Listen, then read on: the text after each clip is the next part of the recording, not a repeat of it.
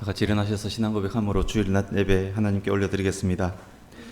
나는 전능하신 아버지 하나님, 천지의 창조주를 믿습니다.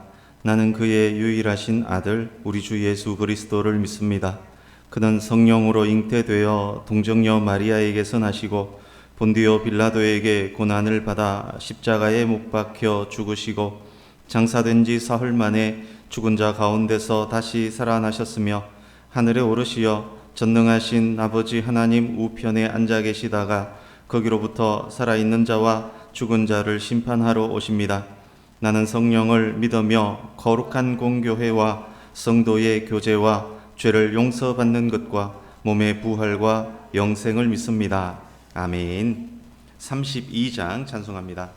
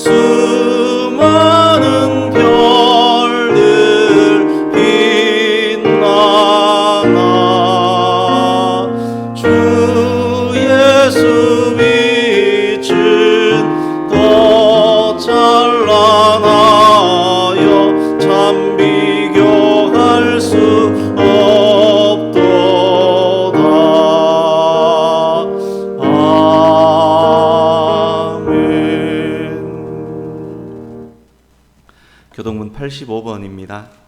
교동문 85번 요한 1서 4장.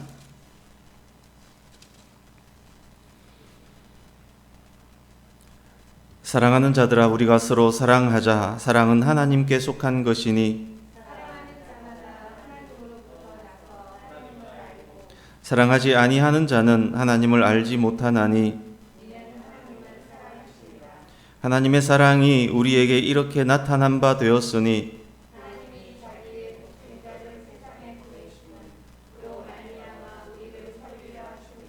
사랑은 여기 있으니 우리가 하나님을 사랑한 것이 아니요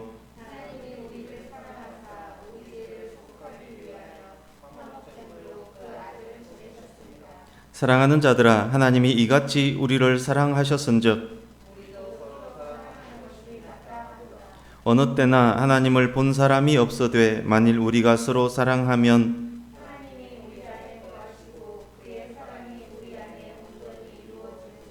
아멘. 앉으셔서 315장 1절과 4절만 찬양하겠습니다.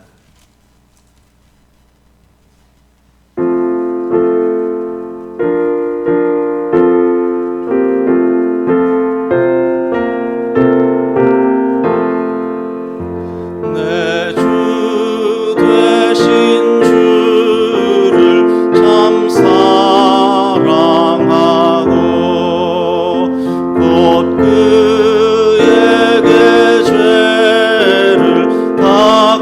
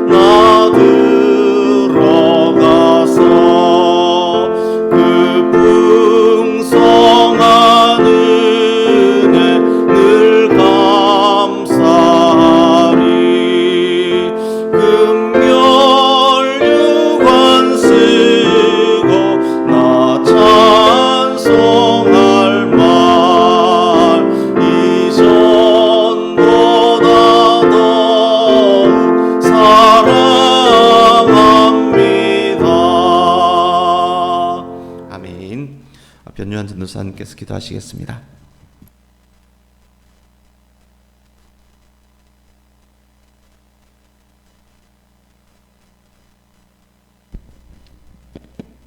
오늘도 살아서 역사하시는 하나님 아버지, 오늘도 소중한 하루를 우리에게 허락하여 주심을 감사합니다. 부족하고 연약한 우리들이지만 하나님의 사랑과 보호하심으로 우리의 삶을 살아가게 하심을 감사합니다. 하나님, 그러나 우리의 삶이 죄 속에 살아왔음을 고백합니다. 작은 것에 감사하는 삶이 아닌 부족한 것과 없는 것을 불평하며 살고 있음을 고백합니다. 우리의 삶이 작은 것에 만족하며 감사할 줄 아는 삶이 되게 하여 주옵소서. 하나님으로 인하여 삶이 기쁨이 되고 하나님으로 인하여 삶의 모든 것이 채워져 있음을 깨닫는 삶으로 인도하여 주옵소서. 교회를 세우시고 인도하시는 하나님, 교회가 교회답지 못했음을 깨닫게 하심을 감사합니다. 모임이 제한되고 일상의 예배가 제한되는 현실 속에서 내가 아닌 남을 탓하고 우리 교회가 아닌 다른 교회를 탓하는 것이 아니라 교회가 교회답지 못했음을 회개하며 각자의 자리에서 회개할 수 있는 성도가 되게 하여 주옵소서. 세상이 말하고 있는 교회에 대한 시선을 변명하기보다 예수 그리스도의 모습을 보이지 못한 우리를 부끄럽게 여기며 일상의 예배를 회복하고 거룩한 삶을 회복하기에 힘쓰며 애쓰는 성도들, 교회가 되게 하여 주옵소서. 지금은 비록 우리가 모이지 못하고 함께 예배하지 못하지만 삶에서 회복되는 예배를 통해 예수님의 이름이 전해지고 교회에 대한 시선이 변화되며 하나님께 영광을 올려드리는 우리가 되게 하여 주옵소서. 말씀을 듣습니다. 다니엘 서시 목사님, 성령의 기름을 부어 세워 주옵소서.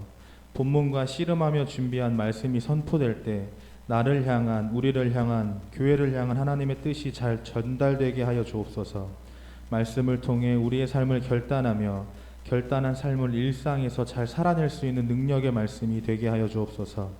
우리의 삶이 말씀을 통해 변화될 수 있다는 믿음으로 우리 마음속에 잘 심겨지게 하여 주옵소서.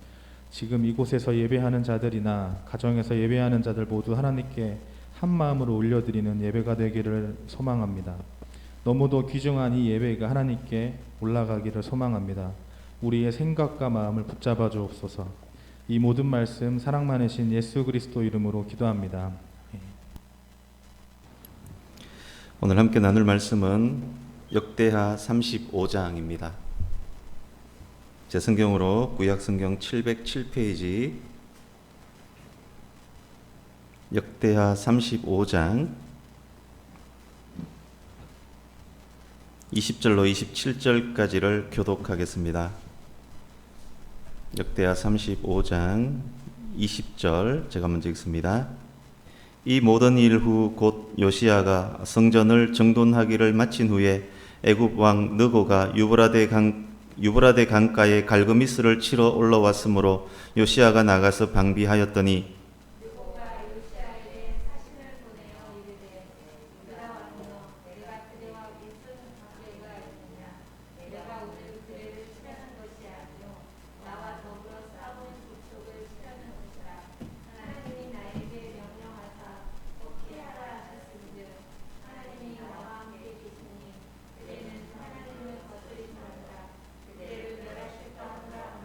요시야가 몸을 돌이켜 떠나기를 싫어하고 오히려 변장하고 그와 싸우고자 하여 하나님의 입에서 나온 느고의 말을 듣지 아니하고 머깃도 골짜기에 이르러 싸울 때에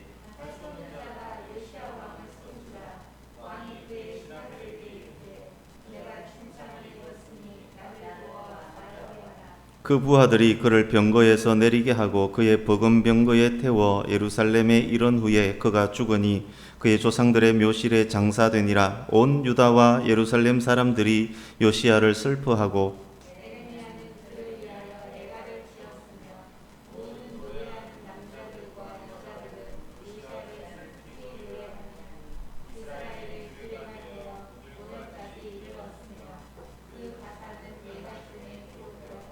요시야의 남은 사적과 여호와의 율법에 기록된 대로 행한 모든 선한 일과 그의 처음부터 끝까지의 행적은 이스라엘과 유다 열왕기에 기록되니라. 아멘. 135장 1절 4절 찬송하겠습니다.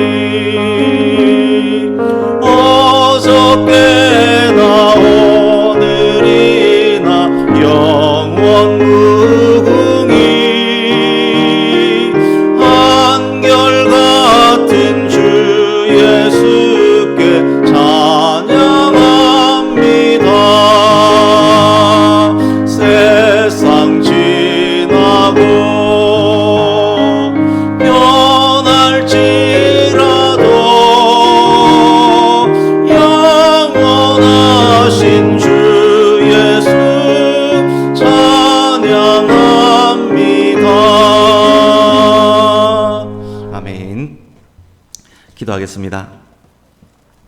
만군의 여호와 하나님의 높고 크신 이름을 찬송합니다. 복되고 귀한 주일, 하나님을 예배하는 거룩하고 복된 이곳에, 이 예배당에, 그리고 각 가정에 우리가 있게 하시오니 감사를 드립니다. 예배하는 이 시간 성령 하나님 홀로 임하여 주시옵고 또한 말씀하여 주시옵소서. 또한 준비된 말씀 위에 성령 하나님 기름 부으셔서 그 말씀에 능력이 있게 하시옵고 능력의 말씀에 순종하는 성도로 더욱 살아가는 우리가 되게 인도하여 주시옵소서. 예배 시종을 온전히 하나님께 맡기며 모든 말씀 예수님의 귀하신 이름으로 기도드리옵나이다. 아멘.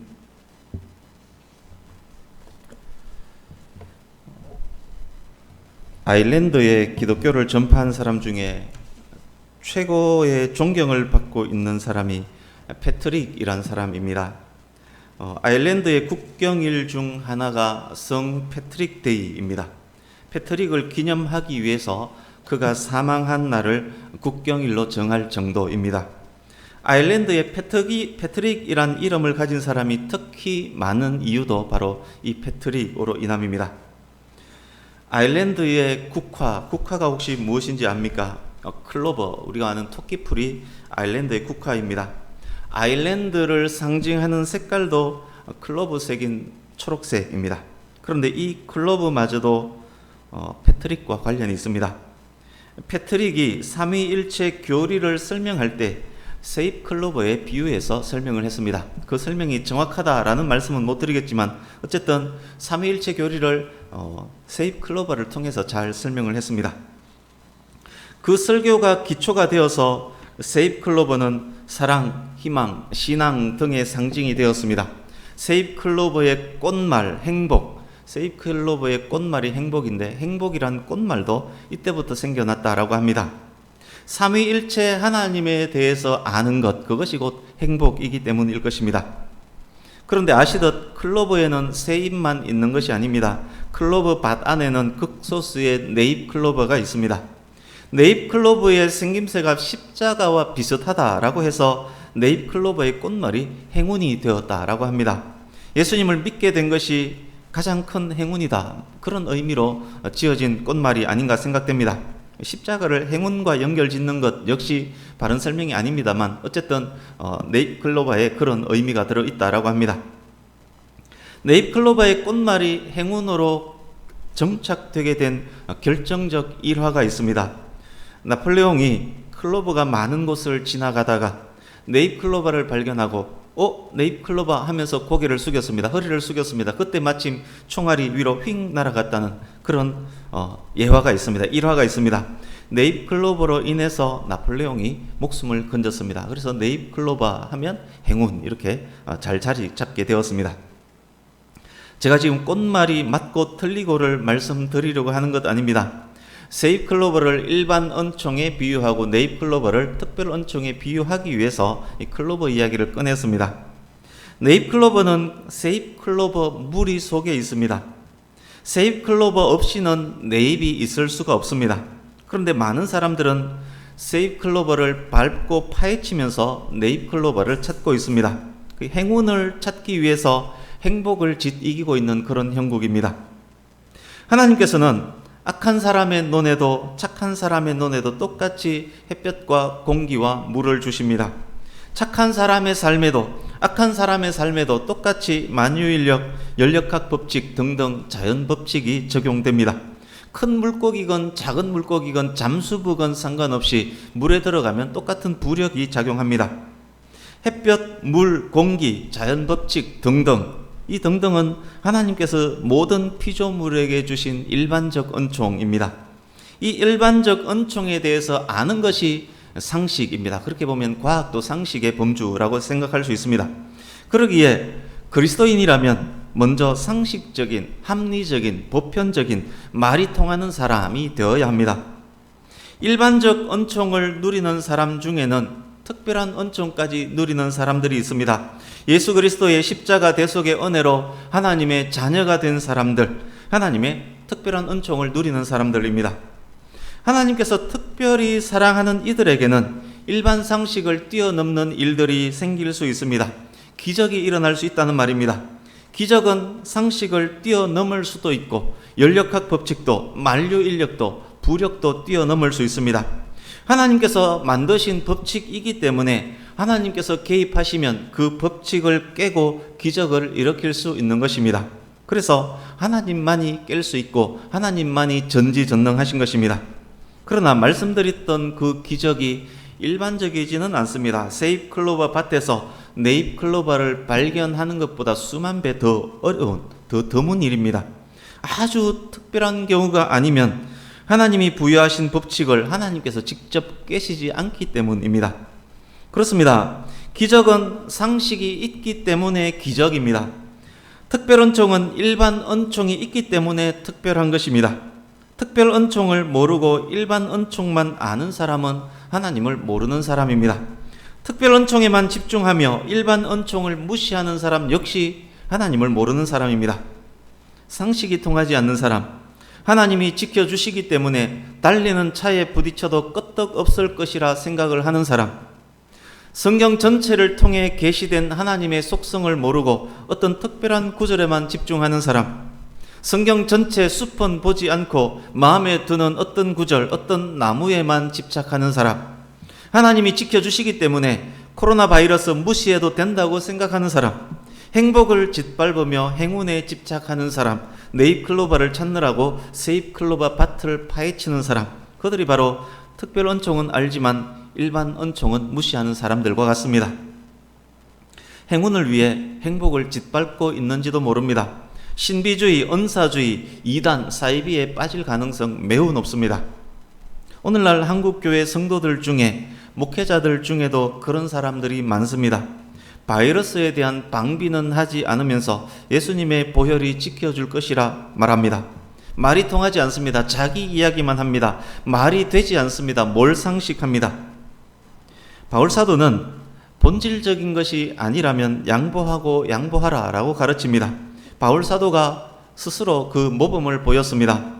종을 얻기 위해 종처럼 되었습니다. 유대인을 얻기 위해 유대인처럼 행했고 이방인을 얻기 위해서는 이방인처럼 되었습니다. 약한 자들을 얻기 위해 약한 자가 되었습니다. 여러 사람을 얻기 위해 여러 사람의 모습이 되었습니다. 양보하고 양보할 수 있었던 것은 본질, 즉 영광된 복음을 위해서 비본질 부분은 양보하고 양보했던 것입니다.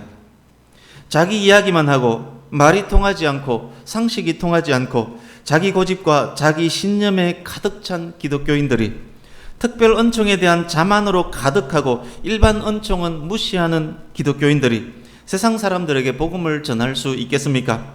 복음 들고 땅끝까지 갈 수 있겠습니까? 복음이 자기 집 단문은 담벼락은 넘을 수 있겠습니까? 하나님의 임재 앞에, 하나님의 그 크신 영광 앞에 모세도 이사야도 에스겔도 베드로도 요한사도도 바울사도도 꼬꾸라졌습니다. 성경을 통해서 우리는 그것을 압니다. 그런데 하나님께서 임재하셨다 그렇게 말을 하면서 그 앞에 꼬꾸라지기는커녕 고개 빳빳이 들고 하는 말이 이 나라는 내 중심으로 돌아가게 되어 있어. 하나님 꼼짝마. 하나님 까불면 나한테 죽어. 여러분, 이 사람이 하나님의 종 목사 맞습니까? 미친 사람 아닙니까? 그 말에 아멘 아멘 하면서 쫓아다니는 사람들은 도대체 제정신입니까? 농담한 것 같고 왜 그러느냐 그런 말을 하는지도 모르겠습니다. 그렇지만 농담이었다면 그것은 또 더 미친 짓 아닙니까? 하나님의 종이 하나님을 농담거리 취급을 합니까? 이런 기독교인들로 인해서 이단과 사이비가 양산될 것이고 교회와 성도는 세상에서 더욱 손가락질 받게 될 것입니다. 교회와 성도를 통해서 영광 받으셔야 할 하나님께서 이런 몰상식한 사람들로 인해서 욕을 듣게 되는 것입니다. 그게 사탄이 원하는 일이 아니고 무엇이겠습니까? 오늘 말씀 이해를 위해서 알아야 할 배경 지식, 역사적 상식이 있습니다. 성경에는 역사를 주름 잡았던 몇 개의 제국과 나라들이 등장합니다. 창세기와 출애굽기의 핵심으로 등장하는 나라, 애굽, 오늘날 이집트입니다. 가나안 지역 서쪽 지중해 해변에 위치했던 블레셋, 팔레스타인이라는 이름이 블레셋에서 나왔습니다. 이스라엘 동북쪽 인근에 위치하면서 자주 이스라엘과 충돌했던 아람, 오늘날 시리아입니다. 오늘날까지 시리아는 이스라엘과 분쟁 중에 있습니다. 엘리사에게 문둥병 치료받았던 사람이 아람 장군 나아만이었고 베나닷, 하사엘 등등이 아람의 왕입니다. 바울 사도가 예수님을 처음 만났던 장소 다메섹이 아람의 수도 다마스쿠스, 시리아의 수도입니다. 북이스라엘을 멸망시켰고 남유다도 침공했었던 나라가 아시리아와 같은 말입니다. 그 아수르의 수도는 니느웨이고 오늘날 이라크입니다. 그 나라가 아수르입니다. 히스기야와 전쟁에서 18만 5천을 잃었던 사네립이 바로 아수르의 왕입니다. 아수르에 이어서 중동 지역 패권을 가졌던 나라가 바벨론, 오늘날 이라크입니다. 남유다가 바벨론에 의해서 망합니다. 유다가 망하기 전에 이미 다니엘, 에스겔 등등을 포로로 끌고 갔던 나라가 바벨론입니다. 성경 속 느부갓네살은 바벨론의 왕입니다. 바벨론에 이어 등장하는 나라가 바사제국, 페르시아, 오늘날 이란입니다. 바사제국입니다. 남유다 포로 귀환을 도와주었던 고레스가 바사의 왕입니다. 에스더에 등장하는 아닥사스다, 다니엘서에 등장하는 다리오 등이 바사의 왕입니다. 이 이후, 그러니까 바벨론 제국 이후 이어진 제국이 헬라, 그러니까 알렉산더 헬라 제국, 그 뒤를 이어서 로마 제국이 이어집니다. 본문 20절을 한번 보십시오. 오늘 본문 20절. 애굽 왕 느고가 유브라데 강가에 길거미스를 치러 올라왔으므로 라는 말씀이 있습니다. 이것이 역사책에서 더 유명한, 성경보다 역사책에서 더 유명한 갈거미스 전투입니다. 아수르 제국이 종말을 맞고 바벨론 제국이 패권을 잡는 계기가 되었던 전투입니다.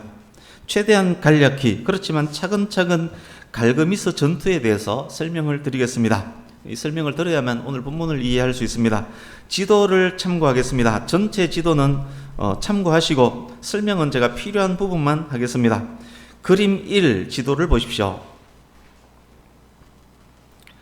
오늘 본문 당시 지도를 보시면서 들으시면 되겠습니다. 오늘 본문 당시 북이스라엘을 멸망시켰던 나라, 중동과 팔레스타인 지역의 패권을 갖고 있던 아수르가 외부로는 잦은 전쟁, 내부로는 왕자들의 권력 투쟁과 내전 등으로 점점 쇠퇴해져 갔습니다. BC 612년 신흥강국 바벨론, 여기에 지도에 보면 갈대아로도 되어 있습니다. 신흥강국 바벨론에 의해서 아수르의 수도 니느웨, 지도의 4번이 니느웨입니다. 아수르 수도 니느웨까지 함락됩니다. 그러나 대제국 아수르의 체면이 있지 쉽게 죽을 수는 없습니다. 아수르의 남은 세력들이 6번 하란에서 바벨론에 계속 저항을 합니다.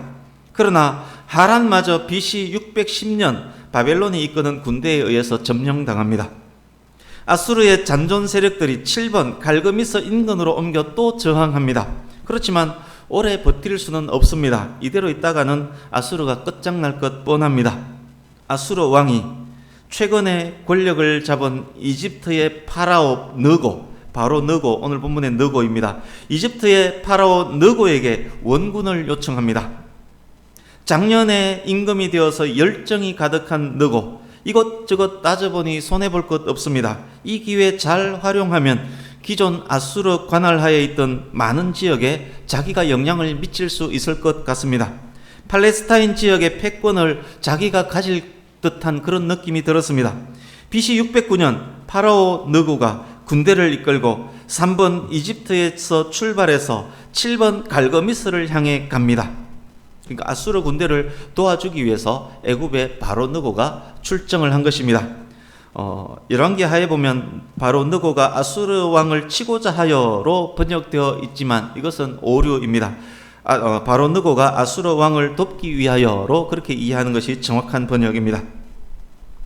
애굽 군대가, 지도를 보시면 알 것입니다. 애굽 군대가 갈그미스로 가기 위해서는 지중해 해변길이 최적의 길입니다. 블레셋 지역을 지나서 머깃도를 지나갑니다. 2번이 머깃도입니다.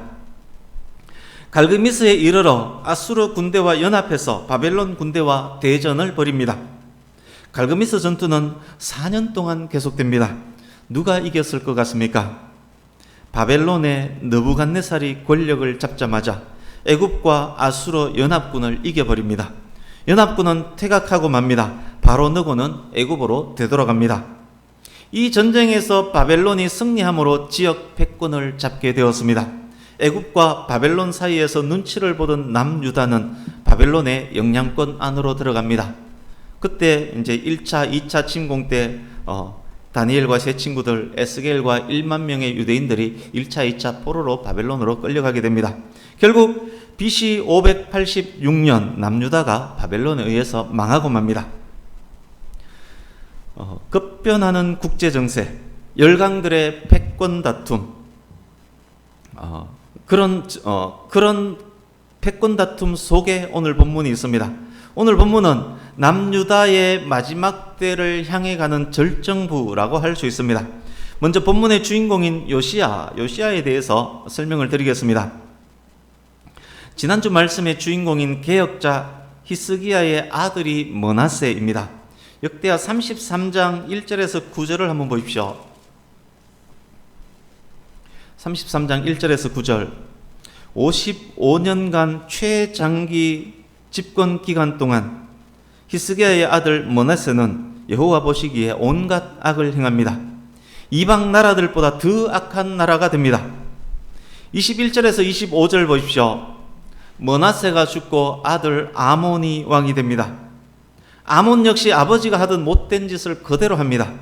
신하의 반역으로 아몬은 2년 통치 후 죽습니다. 이어서 왕이 된 사람이 요시야입니다. 이제 34장 1절 보십시오. 요시야가 왕위에 오를 때에 나이가 8세라. 유다 왕국을 아끼는 누군가가 딱 여기까지만 읽었다면 그때 느낌이 어땠을 것 같습니까? 악한 할아버지와 아버지가 57년간을 통치했습니다. 이어서 요시야라는 이름을 가진 사람이 왕이 되었는데 나이가 8살입니다. 어휴, 큰일 났구나. 유다 날 샜네. 그런 생각 가질 수 있습니다. 마치 그 마음을 아는 듯 역대기 기자가 연이어 이렇게 말합니다. 걱정 마라. 요시야는 31년간 통치했다. 뿐만 아니다. 여호와 보시기에 정직하게 행했고 조상 다윗의 길을 따랐고 좌우로 치우치지도 않았다. 일단 우리도 한시름 놓았습니다. 이제 3절입니다. 왕이 된 지 8년, 즉 요시야의 나이 16살 때 요시야가 하나님을 찾았습니다. 찾고로 번역된 원어는 자주 가다, 찾다, 문의하다, 노력하다 라는 의미의 단어 다라시입니다. 16살 요시야가 하나님을 알려고 열정적으로 노력했으며 매사에 하나님과 상의했다는 그런 말입니다. 16살이면 중학교 3학년 정도입니다. 중고등학교 학생 여러분, 학생의 때에 하나님을 알고 하나님을 더 알려고 노력한다면 하나님께서 역사를 움직이는 도구로 학생 여러분을 사용하실 것입니다. 이어지는 말씀, 제12년에 즉 왕이 된 지 12년 20살 성인이 된 때 요시야가 할아버지 아버지가 망쳐놓은 나라를 개혁하기 시작합니다. 4절 5절 보십시오. 우상과 우상의 제단을 찢고 부숩니다. 남유다와 예루살렘을 그렇게 정결하게 합니다. 조금 후 지도로도 확인하게 되겠지만 열왕기하 23장 8절에서는 게바에서 브엘세바까지 유다의 북쪽 끝에서 남쪽 끝까지 우상을 부쉈다라고 기록을 합니다. 6절 보십시오. 남유다에만 그치지 않습니다. 므낫세, 에브라임, 시므온, 납달리까지 즉 북이스라엘 전 지역까지 남유다의 왕이 우상을 타파합니다. 열왕기하 23장 15절에서는 그 옛날 여로보암이 세웠던 베델의 제단과 산당까지 부쉈다라고 기록을 합니다. 요시야 왕은 정조 할아버지 히스기야가 그랬던 것처럼 남유다와 북이스라엘 전체를 개혁하고 있는 것입니다.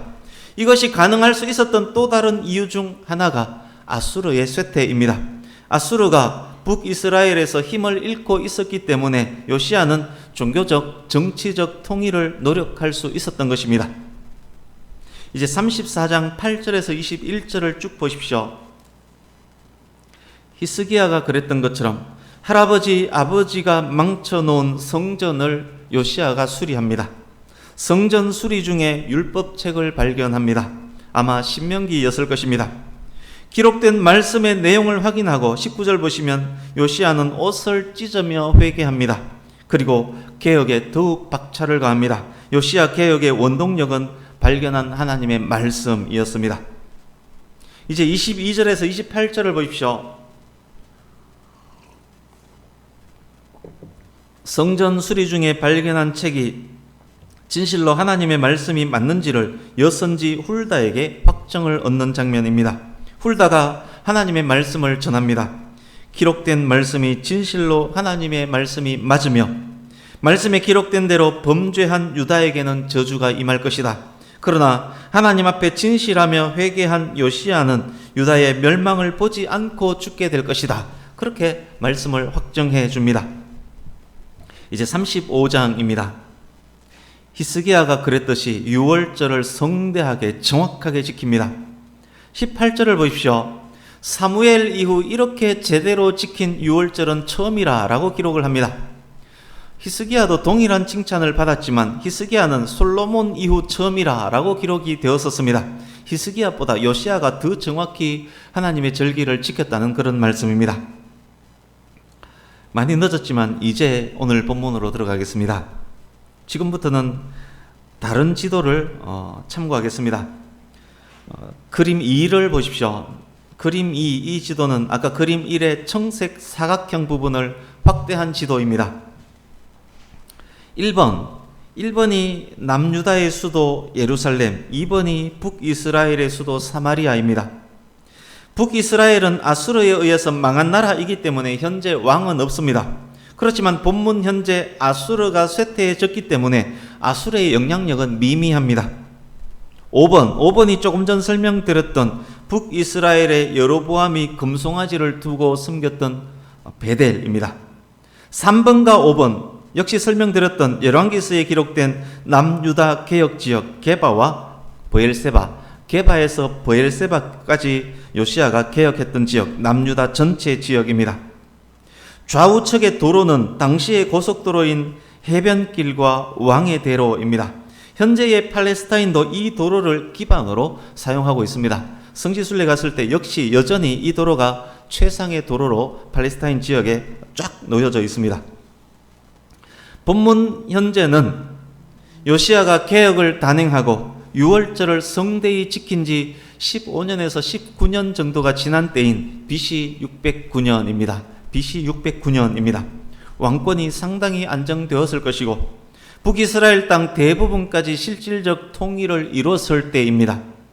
신흥 강자 바벨론과 과거 강자 아수르가 패권 전쟁을 하고 있었고 밀리던 아수르가 애굽에 지원군을 요청했던 때 즈음입니다. 아수르 왕의 요청에 따라 애굽의 파라오 느고가 군대를 이끌고 출정했습니다. 애굽에서 출발해서 블레셋 해변길을 따라 북이스라엘 지역을 통과해서 갈그미스를 향해 갈 것입니다. 이 소식을 요시야가 들었습니다. 요시야가 말합니다. 뭐라? 느고가 갈그미스로 간다고? 애굽이 아수르를 도와주러 간다고? 아수르가 망해야 되는 나라인데 그래야 내가 북이스라엘을 완전 통일하는데 그런데 느고가 아수르를 살리겠다고? 이놈들이 갈그미스로 간다면 북이스라엘을 통과할 것 아닌가? 이 땅은 지금 내가 다스리고 있는 땅인데 이제서야 북이스라엘에 제대로 영향을 끼치고 있는데 이놈들이 도대체 나를 뭘로 보고 저놈 느고 너무 싫다. 내 이놈을 그냥 보내지 않으리. 요시야가 군대를 이끌고 파라오 느고를 막기 위해서 예루살렘에서 머깃도로 출정합니다. 방금 제가 요시야가 출정한 이유를 쭉 설명드렸지만 성경에는 기록되지 않았기 때문에 정확하게는 알 수 없습니다. 그러나 아마 방금 설명드렸던 그 이유가 요시야가 출정한 이유일 것입니다. 지도의 6번이 머깃도입니다. 애굽의 바로가 갈그미스로 가기 위해서 이곳을 통과해야만 합니다. 요시야가 바로를 막을 수 있는 길목이기도 합니다. 머깃도는 그만큼 군사적으로나 전략적으로도 중요한 곳입니다. 인류 최후 전쟁이 일어날 장소로 예언된 아마겟돈이 바로 머깃도입니다. 오늘날 머깃도의 사진을 보여드리겠습니다. 그림 3번 보십시오. 머깃도에서 제가 찍은 사진입니다. 이 머깃도의 지형을 보시면 전략적 요충지가 충분히 될 만하다. 여기에 도로까지 잘 발달되었다면 충분히 큰 전쟁이 일어날 장소가 될 만하다. 그런 느낌을 가질 것입니다. 어쨌든 생각지도 못한 일을 느고가 만났습니다. 느고가 매우 황당해합니다. 요시야가 출정한 이유라고 추정되는 것들을 제가 설명을 드렸지만 요시야의 행동을 돈키호테와 같은 엉뚱한 행동이었다라고 표현하는 그런 학자들도 있습니다. 느고가 요시야에게 사신을 보내서 이렇게 말합니다. 요시야 왕이여, 왜 이러십니까? 난 덱하고 싸우러 온 것이 아니라 아수르를 돕기 위해 바벨론하고 싸우러 가는 중입니다. 뿐만 아닙니다. 나의 이 출정은 하나님의 명령에 대한 순종입니다. 요시야께서 괜히 하나님의 뜻 거스르다가 큰일 당하지 않기를 바랍니다. 그러나 요시야는 듣지 않습니다. 왕복을 벗는 이유는 적들의 집중 타겟이 되지 않게 하기 위해서입니다. 왕복을 벗고 일반 전투복으로 갈아입고 군사들을 이끌고 싸우러 들어갑니다. 그런데 이상하지 않습니까? 애굽의 왕 바로가, 이방인의 왕 바로가 하나님의 명령으로 출정했다라고 합니다. 그 말을 믿어도 될까요? 열왕기하에 보면 예전에 히스기야를 치러 온 아수르의 랍사게가 여호와의 뜻을 빙자한 적이 있는데 느고도 혹시 여호와의 뜻을 빙자하고 있는 것은 아닐까요? 그러나 여기에서는 조금 다릅니다. 22절 보십시오. 역대기 기자가 느고의 말을 하나님의 입에서 나온 느고의 말이라고 기록을 합니다. 갈그미스를 향한 느고의 출정은 역사를 주관하시는 하나님의 뜻 안에 있었다는 그런 말입니다. 비슷한 사례들이 성경에 나옵니다. 하나님께서는 아비가일을 통해서 다윗에게 말씀하셨습니다. 아마사를 통해서도 다윗에게 말씀하셨습니다. 제사장 스가랴를 통해서 요아스 왕에게도 말씀하셨습니다. 더욱 확실한 예가 있습니다. 역대하 36장 22절 23절 보십시오. 역대하 맨 마지막 구절. 페르시아 왕 고레스를 통해 하나님께서 말씀하는 장면입니다. 이사야서에서는 이방인 고레스를 하나님의 목자, 하나님의 기름 부음 받은 자라고까지 칭합니다. 그러니까 이방인도 하나님의 도구가 될 수 있다는 말씀입니다. 하나님은 자주 그렇게 이방의 나라들까지 사용하십니다. 북이스라엘을 징계하는 회초리로 아수르를 사용하셨고 남유다를 징계하는 회초리로 바벨론을 사용하실 것입니다. 바로의 출정이 하나님의 뜻이었다면 분명 어떤 다른 경로를 통해서도 요시야에게 이미 전해졌을 가능성이 많습니다. 그러나 왕권이 안정되었고 남북 통일에 대한 야망이 더욱 생겼고 어느 정도 교만해진 요시야가 하나님의 뜻을 분별하지 못했던 것이라 그렇게 말할 수 있습니다. 바로가 말을 하면 할수록, 그러니까 그런 적의를 갖고 있는, 바로에 대한 적의를 갖고 있는 요시야, 바로가 말을 하면 할수록 그 적의는 더욱 커졌습니다. 그래서 하나님의 뜻을 무시하고 강한 전투 의지로 싸우러 나간 것입니다. 본문에서 풍기는 뉘앙스는 조금만 생각해봐도 참견할 필요가 없음을 알 텐데 참견한 요시야, 굳이 참견하지 않아도 되는데 참견한 요시야, 이런 뉘앙스가 풍깁니다. 본문을 보면 잠언 26장 17절 말씀이 생각납니다. 제가 읽어드리겠습니다. 길로 지나가다가 자기와 상관없는 다툼에 간섭하는 자는 개의 귀를 잡는 자와 같으니라. 다시 읽어드리겠습니다. 길로 지나가다가 자기와 상관없는 다툼을 간섭하는 자는 개의 귀를 잡는 자와 같으니라. 요시야가 상관없는 다툼에 지금 간섭했습니다. 개의 주인도 아니면서 가만히 있는 개의 귀를 잡으면 어떻게 되겠습니까? 개에게 물리지 않겠습니까? 23절 보십시오. 전쟁 중에 애굽의 궁수가 화살을 쏘았고 요시야가 맞았습니다. 개의 귀를 잡다가 개에게 물렸습니다. 급히 전투용 마차에서 왕이 타던 마차로 옮겨 탔습니다. 24절입니다. 예루살렘으로 돌아가던 중에 요시야는 죽습니다. 요시야는 죽어서 왕의 묘실로 들어갔습니다. 생각지도 못했던 놀랍고 슬픈 일이 유다에 일어났습니다.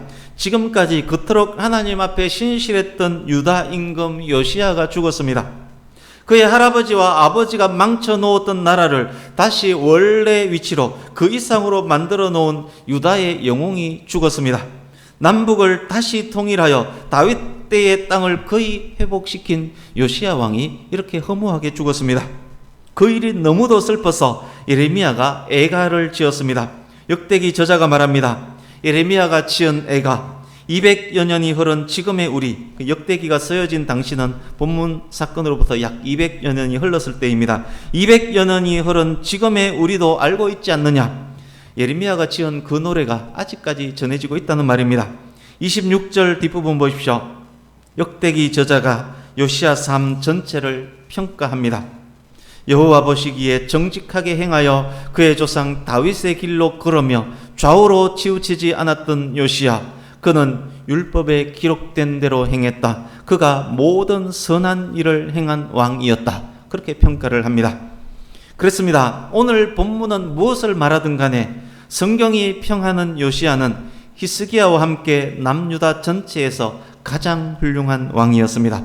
그토록 귀한 인물이 갑작스런 일로 이렇게 죽었습니다. 유다에게는 큰 충격이 아닐 수 없습니다. 요시야의 죽음으로 남유다의 부흥은 좌절되었습니다. 하나님께서 말씀하신 저주, 유다의 멸망이 더욱 속도를 내면서 이후에 확 밀어닥칠 것입니다. 이제 말씀을 마무리해 가겠습니다. 많은 내용을 짧은 시간에 전했기 때문에 어쩌면 머리가 아팠을 수 있습니다. 단순하게 정리하면, 그렇지만 단순하게 정리하면 또한 명쾌하게 정리가 되는 그런 말씀입니다. 비록 제가 명쾌하게 정리해 드리진 못해도 최선을 다해서 명쾌하게 정리해 보시기 바랍니다. 몇 가지를 적용하며 마무리하겠습니다. 첫 번째, 본문은 하나님의 뜻 분별이 얼마나 중요한지를 알려주는 말씀입니다. 갈그미스 전투 이후에 어떤 일이 일어났었는지를 보겠습니다. 36장 1절에서 4절을 보십시오. 아까 그 갈그미스 전투를 생각하시면 더 잘 이해가 될 것입니다. 36장 1절 4절. 갈그미스에서 패한 애굽의 너고가 지금 많이 화가 나 있습니다. 애굽으로 돌아오는 길 역시 출정했던 그 길입니다. 갈그미스에서 애굽으로 돌아오는 길에 예루살렘에 들러서 요시야의 아들 여호아하스의 왕위를 폐해버립니다. 예루살렘의 은과 금도 빼앗아 가버립니다. 엘리야김, 여호야김의 다른 말입니다. 엘리야김을 왕으로 세우고 여호아하스를 애굽으로 끌고 가버립니다. 요시야의 아들 여호아하스를 애굽으로 끌고 가버립니다. 5절에서 10절을 보십시오. 이번에는 바벨론의 왕이 두 번 와서 유다의 왕 여호야김과 여호야긴을 각각 잡아갑니다. 그리고 시드기야를 왕으로 세웁니다. 11절 이하가 유다의 마지막 왕인 시드기야에 대한 기록입니다. 시드기야는 애굽과 바벨론 사이를 왔다 갔다 합니다. 국제 정세가 그랬을 것입니다. 하나님을 의지하지 않고 애굽을 의지했다가 바벨론을 의지했다가 왔다 갔다 합니다. 바벨론에게 충성을 약속했지만 돌아서서 친애굽 반바벨론 정책을 펴니다. 그것은 열왕기에 기록된 말씀입니다. 시드기야는 결국 자기 눈앞에서 자식들이 죽는 것을 보아야만 합니다. 바벨론으로 끌려가서 두 눈이 뽑힙니다. 그렇게 마지막 왕 시드기야가 두 눈이 뽑히고 유다는 망하고 맙니다. 여러분, 만약에 요시야가 머깃도에 가지 않았다면 이후 역사는 어떻게 진행되었을 것 같습니까? 애굽군이 지체되지 않고 갈그미스의 정시에 도착해서 바벨론과 전쟁했다면 어쩌면 전쟁에서 지지 않았을 수 있습니다. 만약 그랬다면 요시야의 개혁은 계속되었을 것이고, 지고 화가 나서 돌아오던 느고가 예루살렘에 폐악질을 할 이유도 없었을 것이고, 바벨론에 의해서 그토록 빨리 유다가 망하는 일도 없었을 것입니다. 하나님께서 바로 느고에게 출정을 명하셨다면 그것은 요시야와 남유다에게 그런 유익을 주시기 위한 그런 명령이었을 것입니다. 하나님의 뜻, 하나님께서 바라시는 결과는 그것이었을 것입니다. 그러나 요시야는 그 뜻을 분별하지 못했습니다. 요시야 한 사람의 하나님의 뜻 분별 실패가 이토록 큰 결과를 가져왔습니다. 하나님의 뜻을 분별하는 것이 얼마나 중요한지요. 세상에서 가장 중요한 지혜 중 하나가 그것이 아니겠습니까? 두 번째, 사도 바울의 예를 들어보겠습니다. 이것은 예전에도 한번 말씀드린 내용입니다만, 회심 전 바울도 그러니까 예수님을 만나기 전 바울도 하나님을 무척 사랑했던 사람입니다. 하나님 사랑함으로 이단인 그리스도인을 잡기 위해, 바울 입장에서 보면 그렇습니다. 이단인 그리스도인을 잡기 위해 그토록 열심을 내었습니다. 바울의 열심은 하나님을 사랑하는 열심이었습니다. 그런데 하나님을 향한 그의 열심을 보신 예수께서 다메섹에서 말씀합니다. 나는 네가 박해하는 예수다. 너는 왜 나를 박해하느냐? 아무리 하나님을 사랑한다 할지라도 하나님의 뜻을 분별하지 못한다면, 뜻을 분별하지 못하고 그토록 열심을 낸다면 그것은 결국 왜곡된 자신의 신념일 뿐입니다. 하나님의 뜻을 분별하지 못한 열심은 예수님을 박해하는 일이 될 수 있습니다. 오늘날 교회 안에 하나님을 사랑한다 하면서 사실은 예수님을 박해하고 있는 사람들 얼마나 많은지 모릅니다. 오늘날 우리 주변에, 그리고 뉴스를 통해서 나오는 많은 사람들이 그런 부류의 사람이 아닌가, 그런 생각이 듭니다. 세 번째, 오늘 말씀의 제목처럼 역사의 주인은 하나님이시라는 것입니다. 바로 느고를 통해 하나님께서 요시야에게 말씀하셨듯이 하나님께서 주관하시는 역사를 위해서 바로도 사용하시고 고레스도 사용하시고 아람도 아수르도 바벨론도 이방인 누구일지라도 도구로 사용하실 수 있는 분입니다. 하나님께서 주관하시는 역사를 위해서 그들에게 권력과 고난도 주시는 것입니다. 관련해서 우리가 늘 기억해야만 할 중요한 말씀, 역사를 분별하기 위해서 꼭 알아야 할 중요한 말씀 두 곳을 제가 읽어드리겠습니다. 잘 들어보시기 바랍니다. 요한복음 3장 27절, 만일 하늘에서 주신 바가 아니면 사람이 아무것도 받을 수 없느니라. 만일 하늘에서 주신 바가 아니면 사람이 아무것도 받을 수 없느니라. 로마서 13장 1절 말씀, 각 사람은 위에 있는 권세들에게 복종하라. 권세는 하나님으로부터 나지 않음이 없나니 모든 권세는 하나님께서 정하신 바라. 그렇습니다. 그러기에 그리스도인이라는 사람들이, 목회자라는 사람들이 분별도 못하면서 마땅하며 합당하며 일반적이며 상식적인 이유도 찾지 못하면서 목양의 장소를 떠나서, 강단을 떠나서, 말씀을 떠나서 하나님께서 사람에게 부여하신 그 권세들에 반하는 행동을 해서는 안 되는 것입니다. 더 정확하게 말하면 해서는 안 된다라기보다는 함부로 생각 없이 해서는 안 되는 것입니다. 그것은 하나님에게 대항하는 일이 될 수 있습니다. 네 번째, 또 중요한 것 있습니다. 무엇입니까? 그토록 선한 왕일지라도 화살이 피해가지 않는다는 것입니다. 아무리 신앙이 좋아도 상식을 벗어난 행동은 옳지 않다는 것입니다. 요시야라면 하나님께서 기적을 베풀어 주실 수 있지 않았겠습니까? 하나님께서 날아가는 화살에게 적용된 물리 법칙을 순간 제거해 버리셔서 화살을 날아가다가 딱 떨어지게 만들 수 있지 않았겠습니까? 그러나 하나님께서는 그렇게 하지 않으셨습니다. 하나님께서 만드신 법칙을 그렇게 쉽게 깨지 않습니다. 하나님은 그런 하나님이 아니십니다. 믿음으로 나갈지라도 바이러스가 있는 환경에 노출되면 바이러스에게 감염되는 것, 그것이 하나님의 법입니다. 주의 보혈로 덮고 담대히 바이러스 속으로 진군하자. 우리는 하나님께서 지켜주신다. 그러는 사람이 있다면 그는 100% 이단이고 사이비입니다.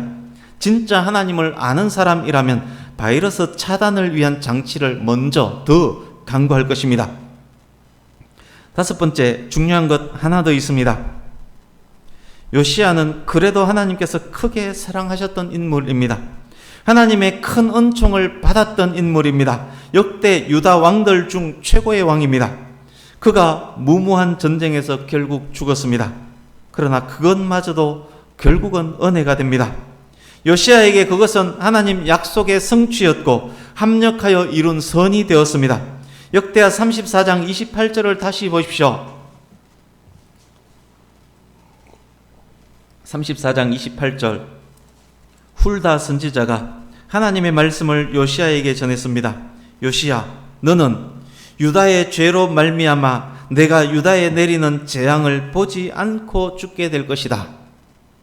유다의 멸망은 벌써 하나님께서 정하신 것이었습니다. 그러나 은총을 받은 요시야는 유다가 망하는 가슴 찢어지는 아픔을 경험하지 않았습니다. 자식이 죽는 장면, 눈이 뽑혀지는 그런 경험 요시야에게는 없었습니다. 하나님의 섭리의 은혜입니다. 합력하여 선을 이루시는 하나님의 은총입니다. 하나님께서 인류 역사를 주관하시는 분이기 때문에 가능한 일입니다. 저와 여러분의 인생도 마찬가지입니다. 비록 실수로, 비록 하나님의 뜻을 분별하지 못하여 가만히 있는 개의 귀를 잡을 수는 있습니다. 그러나 우리가 성도이기에 하나님께서는 그것마저 합력하여 선을 이루게 하십니다. 하나님의 특별 은총 안에 있는 성도는 그래서 사나 죽으나 하나님의 것이고 사나 죽으나 선으로 귀결되는 것입니다. 나눈 모든 말씀을 기억하시면서 결론으로 말씀 두 곳을 읽으려고 합니다. 주보 오른쪽 하단에 있는 말씀, 이사야서 14장 26, 27절 그리고 로마서 11장 36절을 이어서 읽겠습니다. 오늘 나눈 모든 말씀을 이 말씀 안으로 잘 투영해 보시고 집약해 보시기 바랍니다. 같이 읽습니다. 시작. 이것이 온 세계를 향하여 정한 경령이며 이것이 열방을 향하여 편 손이라 하셨나니 만군의 여호와께서 경영하셨은즉 누가 능히 그것을 패하며 그의 손을 펴셨은즉 누가 능히 그것을 돌이키랴. 이는 만물이 주에게서 나오고 주로 말미암고 주에게로 돌아감이라. 그에게 영광이 세세에 있을지어다. 아멘. 말씀을 마칩니다. 결국 오늘 말씀의 결론도 지난주 말씀의 결론과 같습니다. 하나님은 인류 역사를 주관하시는 역사의 주인이십니다. 우리는 말씀과 기도를 통해서 자연과 법칙에 계시된 하나님을 알므로써 독생자 아낌없이 보내신 하나님의 사랑과 거룩을 알므로써 하나님의 뜻을 분별할 수 있습니다. 우리가 하나님의 뜻을 분별하고 분별된 뜻에 순종할 수 있다면 성도된 우리의 인생은 하나님께서 운행하시는 거대한 역사의 줄기 위에 올라탄 인생이 되는 것입니다. 하나님께서 그런 성도를 하나님께서 주관하시는 역사의 도구로 사용하시는 것입니다. 역사의 주인에게 순종하면 역사에 사용되는 것 당연하지 않겠습니까? 그런 성도에게 형통과 강성함이 주어지는 것 당연하지 않겠습니까? 사랑하는 성도님 여러분, 저와 여러분 모두의 삶이, 저와 여러분 모두의 후손들의 삶이 역사의 주인이신 하나님께 순종하는 삶이 될 수 있기를, 그래서 하나님께서 사용하시는 그 역사의 귀한 도구로 쓰임받을 수 있는 저와 여러분의 가정과 가문 될 수 있기를 예수님 이름으로 축복합니다. 아멘. 기도하겠습니다. 인류 역사를 주관하시는 역사의 주인 되시는 하나님을 찬양합니다. 오늘 말씀을 통해서 인류 역사를 주관하시는 분은 하나님이심을 다시금 확인하게 됩니다. 뿐만 아니라 그 하나님의 뜻에 순종하며 그 하나님 뜻을 깨달아 알며 그 뜻에 순종하는 성도가 된다면 하나님께서 그를 또한 역사를 위한 도구로 사용하실 것임을 다시금 깨닫게 하시오니 감사를 드립니다. 아버지 하나님, 우리의 모든 삶이 하나님의 속성, 하나님이 어떤 분인지 하나님의 일반 은총을 더욱더욱 깨달아 알며 또한 그 위에 독생자 아낌없이 보내신 하나님의 놀라운 사랑, 하나님의 거룩하심을 더욱 깨달아 알아 이 땅에 사는 모든 날 동안 하나님의 뜻을 분별해서 알며 그 뜻에 순종하는 성도의 삶을 더욱더욱 살아갈 수 있도록 인도하여 주시옵소서. 그렇게 살아갈 때 하나님께서 사용하시는 귀한 도구, 역사를 움직이는 도구로 우리와 우리 교회와 우리 성도들이 사용되어질 수 있도록, 대한민국의 교회와 성도들이 사용되어질 수 있도록 인도하여 주시옵소서. 그렇게 역사하실 만군의 여호와 하나님께 감사드리오며 모든 말씀 예수님의 이름으로 기도드리옵나이다. 아멘.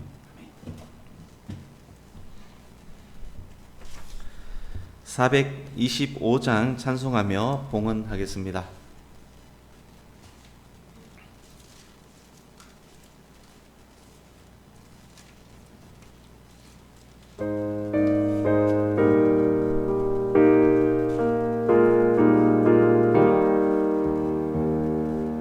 주님의 뜻을 이루소서.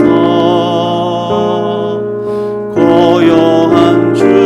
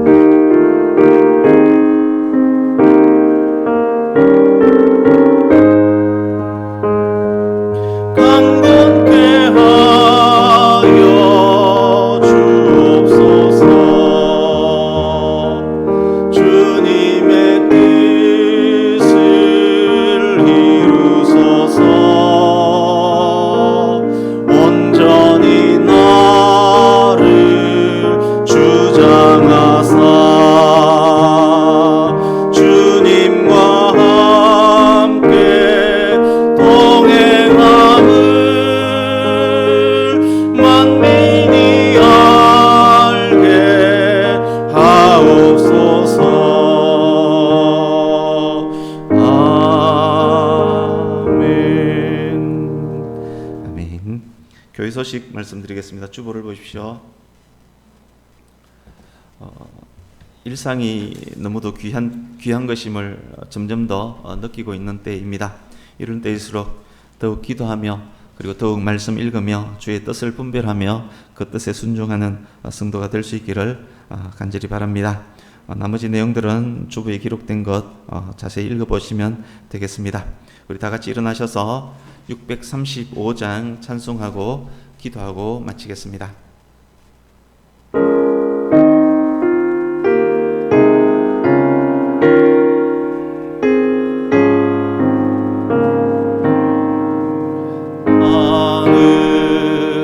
하늘에 계신 아버지 이름 거룩하사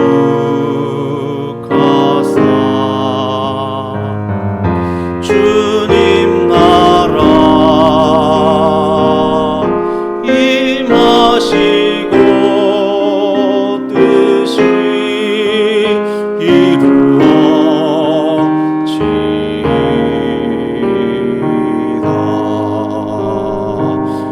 일용할 양식 주시고 우리들의 큰 죄 다 용서하옵시고 또 시험에 들게 마시고 악에서 구원하소서. 대개 주의 나라 주의 권세 주의 영광 영원히